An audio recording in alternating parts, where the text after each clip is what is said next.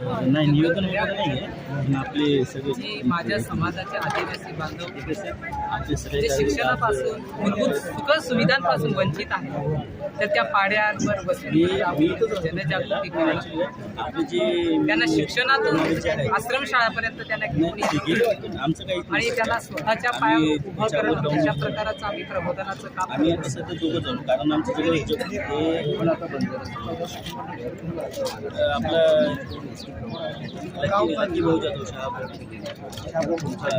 सर्वातलं आपले समाज तर खरं पाहता म्हटलं तर ह्या लोकांना नेमका आहे ना, आदिवासींच्या राज्य सरकार आणि केंद्र सरकारचा जो काही निधी आहे आदिवासी बजेटचा, तर ह्या बंजारा समाज किंवा धनगर समाजाचा या निधीवर एक नजराणा आहे की जेणेकरून आपण जर अनुसूचित जमातीमध्ये जर आपण प्रवेश केला आणि आपल्याला आरक्षण भेटलं, तर जो आदिवासी बजेट आहे त्याच्यातल्या खूप मोठ्या अशा योजना असतात आणि त्या योजनांचा फायदा आपल्या समाजाच्या विकासासाठी करता येईल.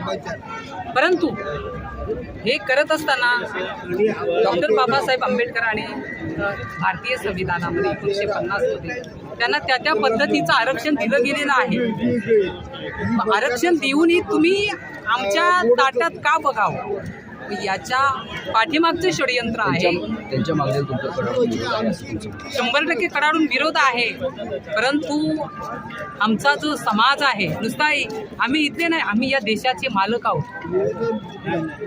आणि या जमिनीसाठी आमच्या हजारो लोकांनी प्राणाचं बलिदान दिलेलं आहे आणि ह्या बलिदानाच्या अंती आम्हाला हा आरक्षण मिळालेलं आहे. आणि जर हे आरक्षण जर हे सरकार, केंद्र सरकार किंवा राज्य सरकार याच्यामध्ये जर बिघाड करत असेल, तर आदिवासी समाज स्वस्त बसणार नाही. तर आदिवासी समाज हा शिवकालीन हा गनिमिकाव्याचा जसा डाव खेळायचा, तर आज जर आदिवासी समाजाचा जर आरक्षणामध्ये या सरकारने ढवळाढवळ केली, या सरकाराला गनिमिकाव्याच्या माध्यमातून आणून पाडल्याशिवाय आदिवासी समाज राहणार नाही. धन्यवाद. आदिवासी